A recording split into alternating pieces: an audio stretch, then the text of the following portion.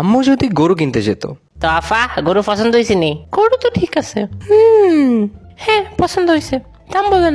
আফা গরু এটা একাই দেশি বুঝেননি, বাজারের উষা গরু, একদম ঠেলা মারি আকাশ সেট করে ফেলবো এত উষা। এত কিছু শুনতে চাই না, আপনি দাম বলেন। আফা আমি আপনার নেয়ার মতো দামে কই, গরু দিয়েন 4 লাখ।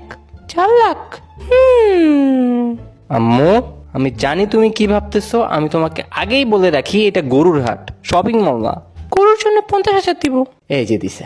আফা এটা শপিং মল না, লাখ লাখ টাকার গরুর বাজার। ভাই আমি এই মহিলার চিনি না, আমি এমনি গরু দেখতে আইছি। 50,000। 3,50,000 আফা, আপনার লাগে কমায় ধরলাম। 52,000 দিব। আরে আম্মু কি করতেছো এগুলা? আরে আফা অনেক কমায় যায়। 53,000। আফা 3 লাখে নেন, এই দামে নিলে একবারে জিতবেন। 55,000 দিবেন? কেমনে দেই আফা? আচ্ছা আপনার আমার 2,70,000 দিন।